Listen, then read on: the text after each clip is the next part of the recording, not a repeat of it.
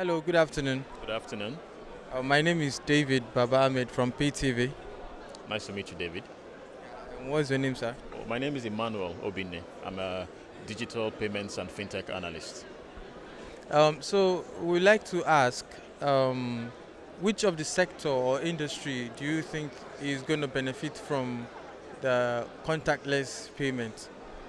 All right, thank you very much. So, the contactless payments is best applied to areas where you have high footfall, that is, a lot of people visiting that place to access services. And you can find this in mass transit and tourist locations. And in such situations or such scenarios, you don't want a long queue to build up because people are trying to pay and wait for the transaction to be approved before they can access the service. So contactless payments, I think the retail sector or any sector that experiences high footfall will benefit the most from contactless payments, because that way people can just tap their cards and go. People can scan a QR code and make payments and they access the service. There can be Bluetooth payments enabled.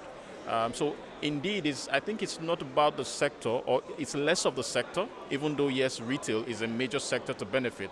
But I think it's more of the use cases that fit high footfall and high velocity transactions. Okay, so people can just tap their cards and they access the service. So those are the sectors that I believe would benefit.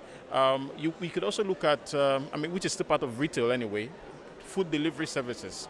So you deliver food and someone just taps and they go, as a way of also promoting hygiene. Because people are now more health conscious when it comes to sequel to the COVID-19 pandemic. Yeah. So how do you envision the future of contactless payment? I think it's bound to continue to grow.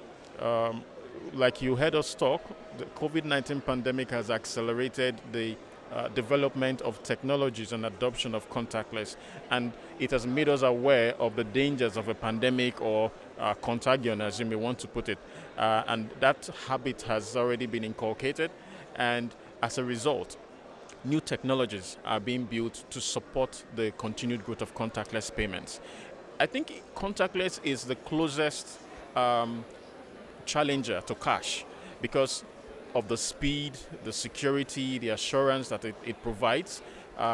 So it's bound to continue to see enhancements. And for example, the Visa scheme, the payment scheme, is implementing technologies with holographic displays to authenticate payments. China is already using facial recognition. There's a Swedish company who is working on embedding chips underneath our skin that you can use to authenticate payments.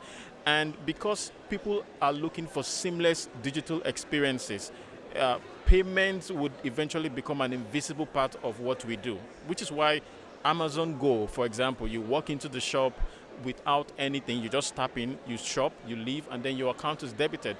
So that experience is seamless, and we want it also integrated. So embedding such technologies into our daily lives, which is currently being breached with digital, I believe contactless will just continue to grow and evolve. And the most exciting part of it is that we don't even know how far the evolution of contactless will be in the near future. Thank you very much, sir. We really appreciate it. Thank you. Yeah.